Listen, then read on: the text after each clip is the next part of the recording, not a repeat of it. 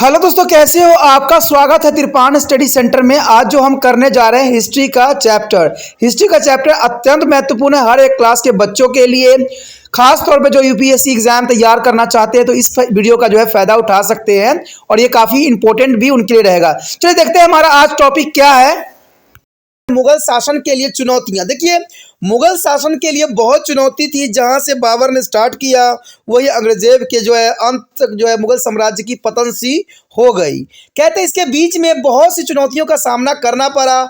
बहुत से शासक भी हुए, चाहे वो हुमायूं हो, चाहे अकबर हो, शाहजहां हो, जहांगीर हो, चाहे औरंगजेब हो। सबने अपने अपने समय में बहुत ही कूटनीतियों का उपयोग किया, लेकिन ये सफल रहा। लेकिन औरंगजेब जो था आखिरी रूप से जो है अपने स्वतंत्र को बचा रखा। उसके बाद कोई भी योग्य राज्य नहीं कर सका।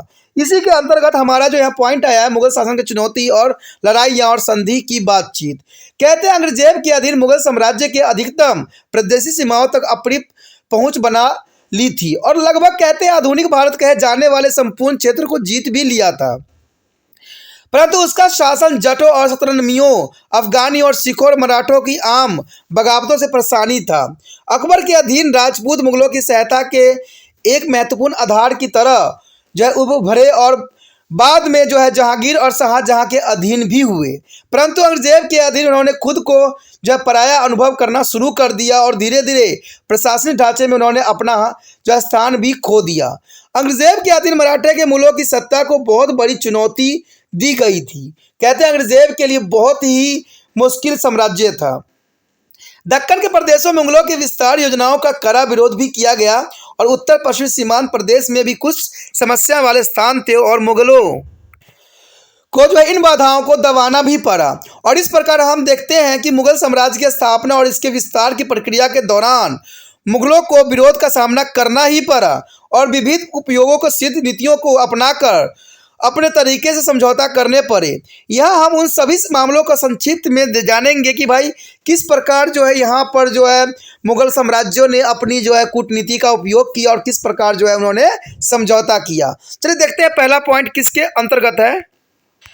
पहला पॉइंट आता है राजपूत के अंतर्गत। कहते हैं राजपूत ने मुगलों के नाक में दम कर रखा था, तो ये बहुत इंपॉर्टेंट बात रहेगी। राजपूताना में जो मुबारा एकत्र ऐसा क्षेत्र था जो अकबर के शासनकाल के दौरान मुगलों के अधीन नहीं आ सका, लेकिन जहांगीर ने जीतने के लिए लगातार दबाव बनाए रखा और लड़ाई के एक लंबे सिलसिले के बाद राणा अमर सिंह ने अंत में मुगलों के अधित्व को मंजूर भी कर लिया। कहते मेवाड़ के जीते गए सभी प्रदेश चित्तौड़ के किले सहित राणा अमर सिंह को लौटा दिए गए और इसके साथ ही उसके पुत्र कर्ण सिंह को एक बड़ी जागीर भी दी गई। जहांगीर और शाहजहां के शासन के दौरान राजपूतों ने आमतौर पर मुगलों के साथ मित्रता का व्यवहार भी किया और बहुत ऊंचे जो है मानसरोवर तक जो है काबिज भी रहे। शाहजहां के दक्कन और उत्तर पश्चिम क्षेत्रों की लड़ाइयों के लिए जो है राजपूत सैनिक पर अधिक विश्वास था। औरंगजेब के शासन के दौरान राजपूतों के साथ जो है मुगलों के रिश्तों में जो है दरार सी भी आ गई थी, खास तौर पर जो है मेवाड़ा और राज सिंहासन के उत्तराधिकारी के मामले में।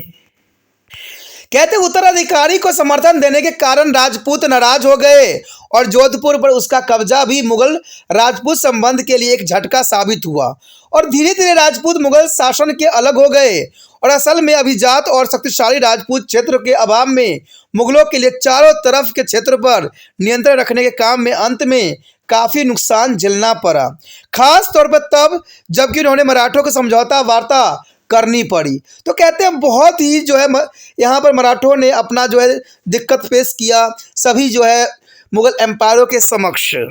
उसके पश्चात हमारे समक्ष है दक्कन का क्षेत्र। देखिए दक्कन का क्षेत्र का भी अपना एक विशेष स्थान है। अकबर के अंतिम दिनों में और जहांगीर के आरंभिक दिनों में मलिक अंबर के अधीन अहमदनगर जो है मुगल ताकत की चुनौती देने शुरू कर दिया था। मलिक अंबर बीजापुर के समर्थन पाने में भी कामयाब हो गया था और शाहजहां के शासनकाल में अहमदनगर, बीजापुर और गोलकुंड के दक्कन नव साम्राज्यों में फिर से मुगलों के साथ लड़ाई शुरू हो गई थी और सबसे पहले अहमदनगर के पराजय किया गया और इसके अधिकांश प्रदेश को मुगल साम्राज्य के साथ जोड़ भी दिया गया था और 1636 तक आते आते बीजापुर और गोलकुंडा को भी हरा दिया गया था। परंतु इस साम्राज्य को मुगल साम्राज्य के साथ नहीं जोड़ा गया था और एक संधि पत्र बनाने के बाद यह निर्णय हुआ कि हराए गए शासक वारसी नजराना देंगे और मुगलों की सत्ता को स्वीकार भी करेंगे। लगभग 10 वर्ष के लिए शाहजहां ने अपने पुत्र औरंगजेब को इस क्षेत्र में नियुक्त भी किया था। औरंगजेब के शासनकाल में दक्कन प्रदेश और मराठे के साथ संघर्ष और भी गंभीर हो गया। असल में औरंगजेब ने अपने शासन के अंतिम 20 वर्ष दक्कन में लगातार युद्ध करते हुए व्यतीत किए, जो कि काफी इंपॉर्टेंट था। कहते हैं 1687 तक बीजापुर और गोलकुंड के दक्कनी साम्राज्य को मुगल साम्राज्य के साथ जोड़ भी दिया गया था, परंतु दक्कन में औरंगजेब द्वारा खर्च किया गया समय और धन और मुगलों के साम्राज्य के लिए बहुत बड़ा अवैध साबित हुआ, यानी बहुत काफी जो है घातक सिद्ध हुआ, क्योंकि 20 वर्ष तक दक्कन क्षेत्रों में लगे रहना औरंगजेब के लिए बहुत ही चिंता और बहुत ही जो है साम्राज्य के लिए नुकसान का सबब भी था। उसके पश्चात था मराठा। कहते हैं 17वीं सदी के मध्य में शिवाजी के नेतृत्व के अधीन मराठे दक्कन बहुत शक्तिशाली बल के रूप में उभरे और उन्होंने जो है मुगलों के अधिकार को चुनौती देना शुरू भी कर दिया था। शिवाजी ने 1656 में अपनी जो है आक्रमक कार्रवाई शुरू भी कर दी और जवली का राज्य अपने अधित्व में कर भी लिया। कुछ समय के बाद शिवाजी के बीजापुर प्रदेश पर आक्रमण कर दिया और 1659 में जो है बीजापुर के सुल्तान को अपने जनरल अफजल खां के शिवाजी पर विजय प्राप्त करने के लिए भेजा, परंतु शिवाजी उसकी जो अफजल खां तुलना में बहुत चतुर निकले और उन्होंने उसकी हत्या भी कर दी। अंत में 1662 में बीजापुर के सुल्तान ने शिवाजी के साथ एक समझौता किया, जिसके तहत उन्हें जीते गए प्रदेश के स्वतंत्र शासक बना दिया गया। अब शिवाजी ने मुगल प्रदेशों को जो है नुकसान पहुंचाना शुरू कर दिया और औरंगजेब ने दक्कन के जो है सूबेदार शाइस्ता खान को एक बहुत बड़ी सेना देकर शिवाजी के पास भेजा और उन दोनों के बीच जो है पुरंदर के 1665 में संधि पत्र पर हस्ताक्षर भी किए गए, जिसके तहत शिवाजी द्वारा जीते गए 35 किलो में से जो है 23 किले मुगलों के वापस करने के लिए वह तैयार भी हो गया। शेष बचे 12 किले, जिनकी वार्षिक आय 1 लाख थी, शिवाजी के पास छोड़ दिए गए। शिवाजी को आगरा के मुगल दरबार में आने का आग्रह भी किया गया, परंतु जब शिवाजी वहां पहुंचे तो उनसे दुर्व्यवहार किया गया और उन्हें बंदी भी बना लिया गया। वे 1666 में बचकर निकल भागे और रायगढ़ पहुंच गए। तब से लेकर उन्होंने मुगलों के विरोध लगातार युद्ध जारी रखा और बहुत शीघ्र ही उन्होंने जो है उन सभी किलों को वापस जीत लिया जो उन्होंने मुगलों के वापस किए थे और 1670 में उन्होंने जो है सूरत के दूसरी बार लूट लिया। कहते 1674 में शिवाजी ने रायगढ़ को अपनी राजधानी भी बना लिया और राज्य अभिषेक करवाने के बाद छत्रपति की उपाधि ग्रहण भी कर ली। इससे कुछ ही समय बाद उन्होंने दक्षिण भारत में एक बहुत बड़ा अभियान भी चलाया, जो वेलावर में सिज्जी और कर्नाटक में कई जिले जीत लिए। 6 वर्ष तक शासन करने के बाद 1680 में उनकी जो है मृत्यु हो गई। इस छोटी सी अवधि में उन्होंने मराठा साम्राज्य की नींव रखी, जिसने जो है लगभग 1.5 शताब्दी तक जो है पश्चिम भारत में शासन भी किया। शिवाजी के उत्तराधिकारी थे उनके पुत्र संभाजी। बहुत से मराठा प्रमुखों ने संभाजी का समर्थन नहीं किया। शिवाजी के दूसरे पुत्र राजाराम की सहायता भी की और आंतरिक लड़ाई में मराठा शक्ति को कमजोर भी कर दिया। अंत में औरंगजेब द्वारा जो है संभाजी को पकड़कर जो है 1689 में जो है मौत के घाट उतार दिया गया। जो पहले पुत्र को जो है औरंगजेबों ने मौत के घाट उतार दिया और संभाजी के उत्तराधिकारी बने राजा राम। क्योंकि संभाजी के पुत्र बहुत छोटे थे, इसलिए राजा राम को जो है उनका जो है उत्तराधिकारी बना दिया गया और 1700 में जो है राजा राम की मृत्यु हो गई, उनके उत्तराधिकारी बने। उसका माता ताराबाई के सिंहासन के अधीन उनके छोटे पुत्र शिवाजी तृतीय जो है मराठे का खिलाफ विजय की असफलता का मुख्य कारण भी बना। ताराबाई की ऊर्जा और उसकी प्रशासनिक प्रतिभा काफी जो है औरंगजेब के लिए सर का दर्द बन गया, क्योंकि ताराबाई अपनी कूटनीतियों से जो है औरंगजेब को बहुत ही परेशान किया, परंतु मुगल मराठों के 2 विरोधी गुटों में बांटने में कामयाब भी हो गया। एक ताराबाई के अधीन और दूसरा जो है संभाजी के पुत्र साहू के अधीन जो है अंग्रेजों ने 2 भागों में इसको विभक्त कर दिया। साहू जो लंबे समय तक मुगल दरबार में रहे थे, यानी साहू पहले से ही मुगल साम्राज्य में जो थे और छोड़ भी दिए गए थे। एक चितवा पावन जो ब्राह्मण बालाजी विश्वनाथ की सहायता से उसने ताराबाई को शासन से हटाने में कामयाब भी हासिल कर लिया था। उसके पश्चात था उत्तर पश्चिमी क्षेत्र पे जो है इनका क्या चुनौतियों का सामना करना पड़ा। कहते हैं अगर उत्तर पश्चिमी की बात करें तो काबुल जो है, गजनी, कंधार और अकबर के जो है बहुत ही बिखरे हुए सीमांत प्रदेशों के रूप में समझा जाता है और इसलिए जो है 1595 में कंधार पर अपना कब्जा भी कर लिया गया था। 17वीं शताब्दी में उत्तर पश्चिमी सीमांत मुगलों के गतिविधियों का मुख्य क्षेत्र था और जहां 1625 से 26 तक रोशन नाई के तो पूरी तरह हरा दिया गया था, परंतु कंधार पारसियों और मुगलों के बीच आपसी लड़ाई का कारण भी बन गया। अकबर की मृत्यु के बाद पारसियों ने जो सफावी शासक शाह अब्बास प्रथम के अधीन कंधार को जीतने की कोशिश भी की, परंतु विफल रहे।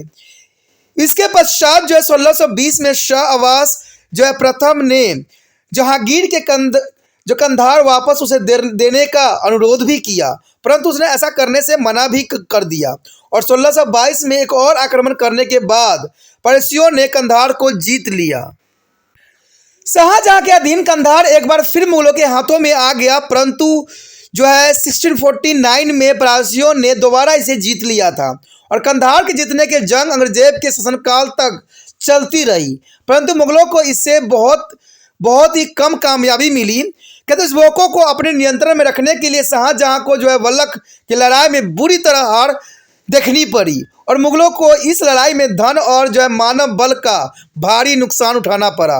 औरंगजेब के शासन के अधीन कंधार के मामलों को छोड़ दिया गया और पारसियों के साथ राजनीतिक संबंधों दोबारा जो है स्थापित किया गया।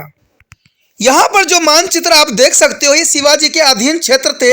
शिवाजी देखा जाए तो हर क्षेत्र में जो है अपना दबदबा बना लिया था और इनके साम्राज्य काफ़ी क्षेत्रों में बेखूबी बढ़ गया था, जो कि मैप भी दर्शा रहा है और मैप बिल्कुल बता रहा है कि शिवाजी का जो है क्षेत्र किस प्रकार विस्तार होता चला गया। यही चिंता का सबसे बड़ा विषय औरंगजेब के लिए था कि यहाँ पर शिवाजी के जो क्षेत्र था वो बढ़ता ही चला जा रहा था और औरंगजेब कुछ भी नहीं कर पा रहा था। इसीलिए धोखे से जो है शिवाजी को औरंगजेब ने कैद किया, लेकिन शिवाजी को ये बात समझ में आ गया कि सिर्फ औरंगजेब धोखा ही दे सकता है, दोस्ती का हाथ नहीं बढ़ा सकता। फिर किले को छूटने के बाद वो जो है सदैव जो है औरंगजेब के खिलाफ जो है बहुत बड़ी कार्रवाई किया और फिर से जितने भी किले थे उसको जीत लिया, जो कि यहाँ पर मैप में दर्शाया गया है। इन सब कारणों से यह स्पष्ट हो गया है कि अकबर के शासन के अधीन मुगल साम्राज्य के प्रादेशिक विस्तार की नीति साम्राज्य की प्रमुख नीति बनी रही। औरंगजेब के अधीन दक्कन में और उत्तर पूर्वी क्षेत्र में छोटे से पैमाने पर इसका अधिक विस्तार भी किया गया। उसके शासनकाल के दौरान मुगल साम्राज्य के पास बहुत बड़ा क्षेत्र था, परंतु मुगल शासन के पतन के चिन्ह भी अंग्रेजों शासन में ही दिखाई देने लगे थे।